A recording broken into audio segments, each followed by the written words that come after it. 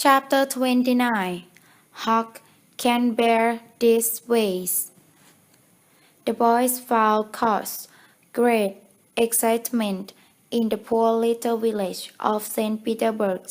Every haunted house in St. Petersburg and the neighboring village was dug up for hidden treasure, and not by boys, but by men. Some of them were serious, sensible men, too. Wherever Tom and Huck appeared, they were admired and stared at. They were unable to remember that their remarks had possessed weight before, but now their sayings were treasured and repeated. Even the village paper published accounts of their life. The widow Douglas invested Huck's money at 6%, and Judge Thatcher did the same with Tom's at an police request.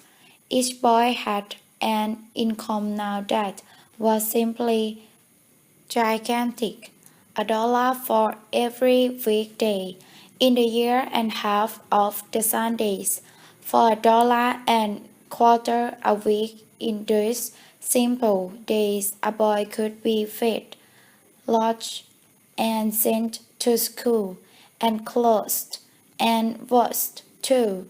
Judge Thatcher had formed a high opinion of Tom and said that he hoped to see him a great lawyer or a great soldier some day. He said that he meant to arrange that Tom should be admitted to the military college and afterwards to the best law school in the country, in order that he might be ready for either profession or both. Huck's Twins wealth and the fact that he was under the widow Douglas protection introduced him no dragged him into society, and his sufferings were more than he could bear. He bravely bore his miseries for 3 weeks, and then was missing. The widow was full of anxiety and searched for him everywhere. The public also searched high and low, and even drank the river for this body. Early the third morning, Tom Wilsley went hunting about among some old empty barrels behind a rain shed, and in one of them he found the deserter.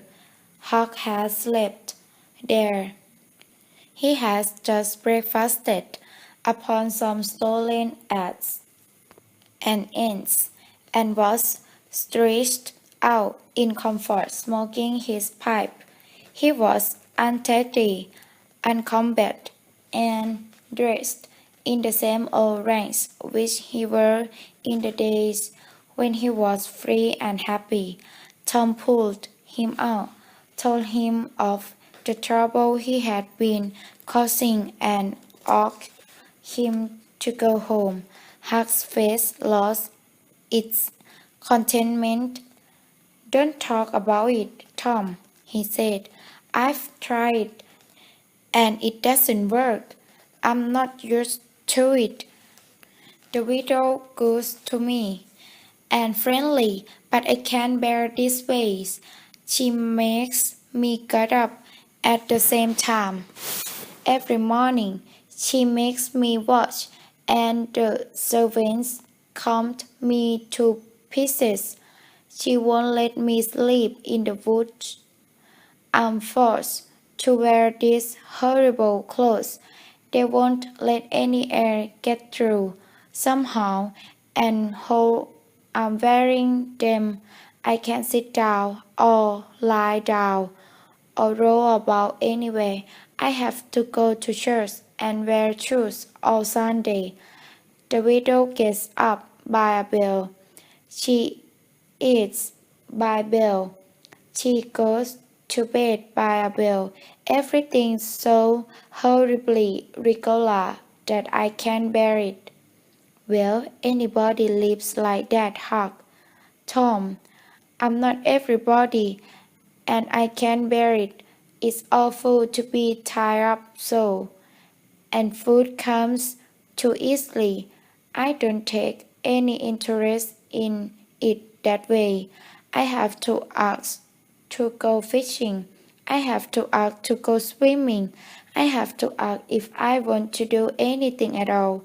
They made me talk so nicely and correctly that I had to go in the woods and coach for a time to take the rotten taste out of my mouth, or I'd have died, Tom. The widow wouldn't let me smoke. She wouldn't let me shout. She wouldn't let me yawn or stretch or scratch in front of people. Besides that school will be open soon, and she wants me to go to it. I couldn't face that, Tom. Look here, Tom, being rich isn't what people pretend it is.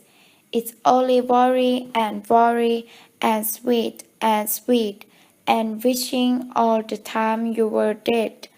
Now this clothes suit me, and this barrel suits me, and I'm not going to leave them anymore. Tom, that money has been the cause of all this trouble I'm in. Now, take my share of it.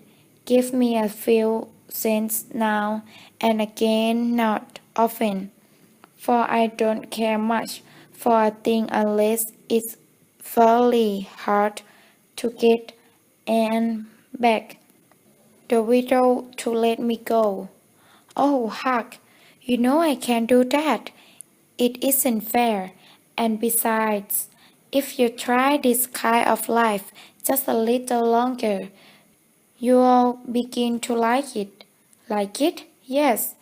You'll say next that I like a hot stove if I sit on it long enough. No, Tom, I won't be rich and I won't be shut up in those horrible houses. I like the woods and the river and the bottle, and I will stick to them too. Hang it, just as we got guns and a cave and are all ready to rob. The widow's foolishness spoils it all. Tom saw his opportunity. Look here, Huck, being rich isn't going to prevent me from being a rebel. No. Oh, do you really mean that, Tom? That's as true as I'm sitting here. But Huck, we can't let you join the gang if you're not respectable, you know. Huck's face clouded. You can't let me join, Tom. Why? Don't you let me be a pirate? Yes, but that's different. A rebel is more high class than a pirate.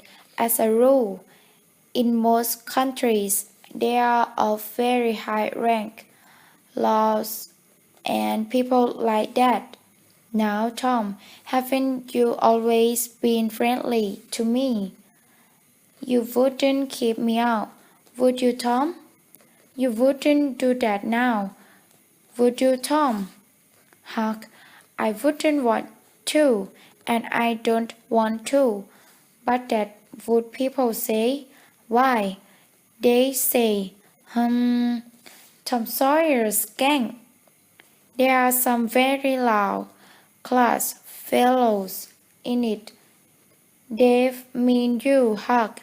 You wouldn't like that, and I wouldn't. Huck was silent while a struggle was going on in his mind. Finally he said, well, I'll go back to the widow for a month and see if I can bear it. If you'll let me join the gang, Tom. All right, Huck, I agree. Come along, old fellow, and I'll ask the widow not to be so hard on you. Will you, Tom? Now will you? That's good of you.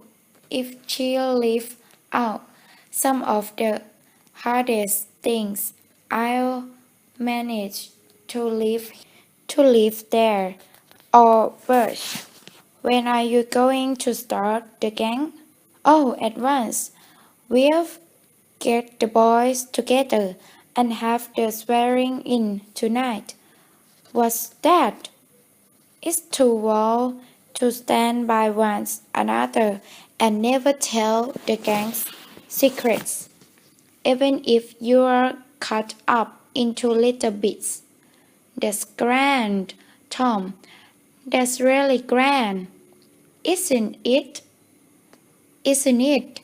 And all that swearing must be done at midnight in the loneliest, awfulest place you can find. A haunted house is the best, but they are all dug up now.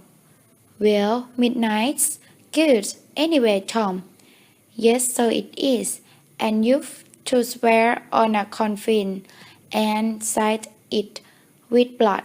Now, that's glorious. Why, it's a million times better than being a pirate.